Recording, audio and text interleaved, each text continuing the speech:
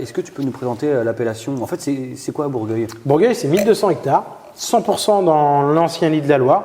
C'est un peu unique avec Saint-Nicolas. On est deux seules appellations de la Loire à être 100% dans l'ancien lit de la Loire.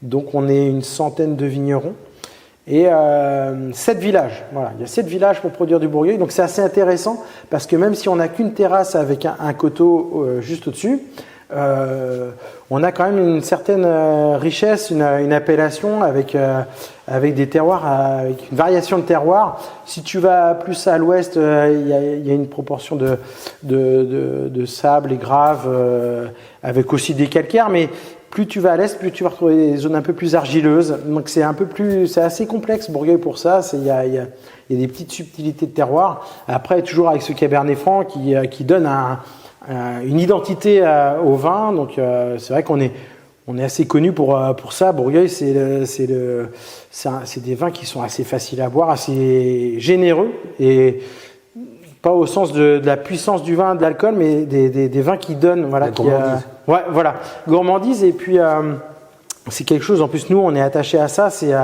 des vins qui te donnent de l'émotion. Pas forcément des vins très démonstratifs, des vins exubérants, mais par contre des vins qui te procurent un petit truc, qui te procurent un certain plaisir, et des vins auxquels on revient. Parce qu'il y a toujours, on est dans la Loire, donc on a toujours des beaux équilibres de maturité. On n'est jamais dans le too much, et on a toujours une certaine fraîcheur, un côté digeste qui est bien à nous.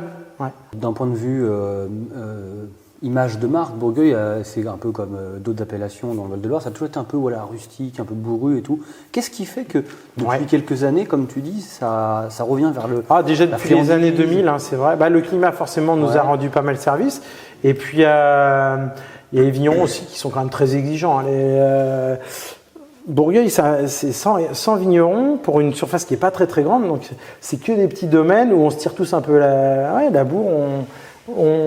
On essaye de se surpasser et forcément de se détacher de ce caractère qui peut être parfois un peu rustique. Et ça, j'ai envie de dire, c'était les vins un peu d'avant. C'est vrai que maintenant, au contraire, on essaie d'avoir des vins gourmands, avec du caractère forcément.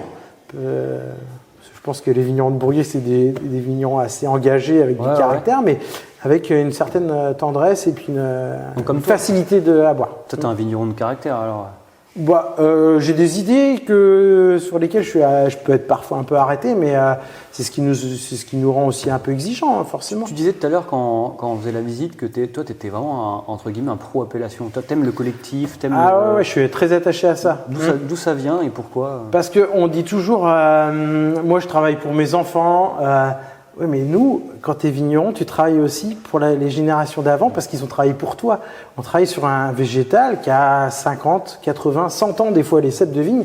Donc, c'est pas pour rien, quand on va aux dégustations d'agrément de l'appellation, c'est marqué, quand tu es vigneron, porteur de mémoire. Donc c'est assez chargé tout ça. Et c'est vrai que je suis très attaché à la notion d'appellation parce qu'il y a des gens avant toi qui ont donné un cadre, qui ont délimité, qui ont fait tout le sale boulot finalement.